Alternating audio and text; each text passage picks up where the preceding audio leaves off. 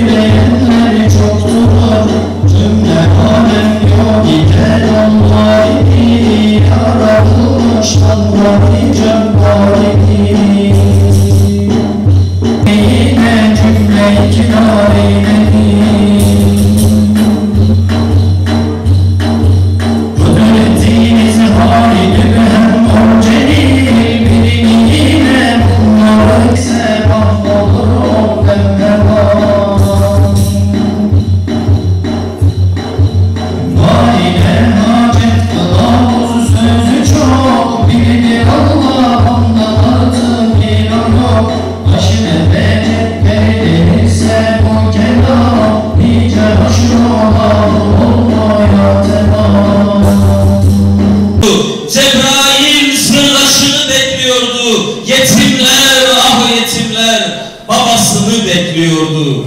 Ve ümmet Muhammed'ini bekliyordu sallallahu aleyhi ve sellem. Sivas Ahmet'ini bekliyordu sallallahu aleyhi ve sellem. Ve alemlerin Rabbi, alemlere rahmet olarak Habibini gönderdiği bir kutlu şafakta. Bakın değerli hemşehrilerim, abilerim, kardeşlerim, gelin 632 yılına gidelim. Yer İstanbul, eski ismiyle, henüz fethedilmemiş ismiyle Konstantinopolis, Rumların şehri, o zaman Bizans şehri. Yıl 632, dikkat edin. İstanbul sokaklarında dolaşıyor. Karşısına bir İstanbullu çıkıyor ve diyor ki, Kayserim, kralım, vergileri o kadar artırdınız ki nefes alamıyoruz. Çocuklar aç, perişan, ne olur şu vergileri biraz azaltsanız olmaz mı? Kral yanında vezirleriyle İstanbul sokaklarında yürüyor. Karşısına çıkan bu İstanbullu için ne derse beğenirsiniz. Askerlerine emrediyor ve diyor ki, bunu atların arkasına bağlayın. İstanbul'un sokaklarında dolaştırın ve atların arkasında sürünerek öldürün bunu. Mahvedin ki birisi çıkıp da kralın karşısına hakkını istemenin cezası neymiş öğrensin. Evet, yıl 632, bir devlet başkanı, Bizans'ın kralı, başka bir devlet başkanı, yıl 632, İran, Sasani hükümdarı, Sasani Kisrası, Gel Bedain. Kisra çarşıda dolaşıyor ve bir insan, bir İranlı karşısına çıkmış, kralım hakkınızı verecektiniz, vermediniz deyince kral emrediyor. Diyor ki, bunu aslanların önüne atın, paramparça etsin ve kralın karşısına çıkıp hakkını istemek neymiş, onun cezasını öğrensin. Ve yıl 632, bir başka devlet başkanı, Hazreti Muhammed Mustafa sallallahu aleyhi ve sellem, canımız feda, ruhumuz feda, alemlerin efendisi, devlet başkanı, biliyor musunuz? Yıl 632, aynı tarih, yer Medine, Mescid-i Nebevi. Bakın sahneyi gözünüzün önünde canlandırın. Ashabını toplamış, diyor ki, ashabım artık veda vakti geldi. Artık ben Rabbime gidiyorum, Refikul Ala'ya gidiyorum. Artık vuslat vakti geldi. Sizden ayrılacağım. Dar-ı irtihale geldim. Neden geldin? Fatıma garip o vakitte soruyor. Bilal ona cevap veriyor. Diyor ki, Ey Fatıma, duymadın mı? Hazreti Muhammed Mustafa'ya kısas uygulanacak. Ashabından biri ona kısas vuracak. O yüzden kamçısını istiyor.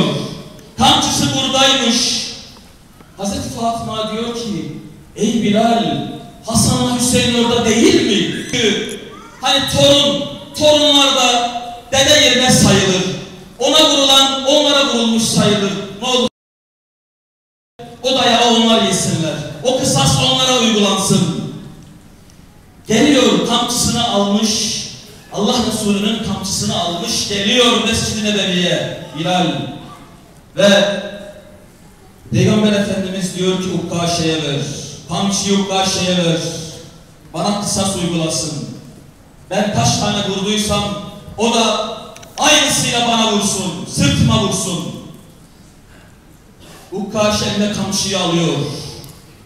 Hazreti Ebubekir önüne çıkıyor. Diyor ki ey Ukkaşe, alemlerin efendisine vuracağına benim sırtıma vur. Peygamber Efendimiz diyor ey Ebubekir otur. Allah senin kıymetini biliyor, dereceni biliyor. Bu defa Hazreti Ömer kalkıyor. Diyor ki ey Ukkaşe, ne olur Allah Resulüne vuracağına bana vur. Peygamber Efendimiz ey Ömer sen de otur. Allah senin dereceni de biliyor. Ve Hazreti Ali kalkıyor. Diyor ki ey Ukkaşe, Peygamber Efendimiz'e bir defa vuracaksan bana 10 defa vur.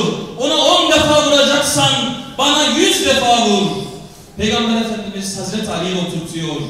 Ve Hasan'la Hüseyin kalkıyor. Cennet gençlerinin efendileri. Evet. Kalkıyorlar, diyorlar ki ey bak bize vurulmuş sayılır. Ne olur dede bize vuracağına bize vur. Peygamber Efendimiz onları da oturtuyor. Ve bakın 7 kat gökte melekler nefesini tutmuş. Nefesini tutmuş ne olacak diye bekliyor. Ukkaşe yaklaşıyor. Diyor ki ya Resulallah sen benim sırtıma vurduğunda benim sırtımda bir şey yoktu. Sırtımda bir şey yoktu. Sen de diyor sırtındakini çıkar. Peygamber Efendimiz Aleyhisselatü Vesselam mübarek sırtından gömleğini çıkarıyor. İşte diyor Ukkaşe gel sırtın burada vur. Hakkını al. Yıl 632. İşte bir devlet başkanı. Ve Ukkaşe geliyor. Kamçı eline almış. Bütün sahabi ağlıyor orada. Eyvah diyor. Bizim gözümüzün önünde alemlerin efendisine kırbaç vurulacak. Ve Ukkaşe geliyor. Yaklaşıyor. Doğruca Aleyhisselatü Vesselam'ın sırtına kapanıyor. Mübarek mühründen, peygamberlik mühründen doya doya öpüyor. Diyor ki ya Resulallah anam babam canım ruhum sana feda olsun. Sana kimin vurmaya cesareti olabilir, cüreti olabilir? Bu sırt, bu beden ancak öpüyor.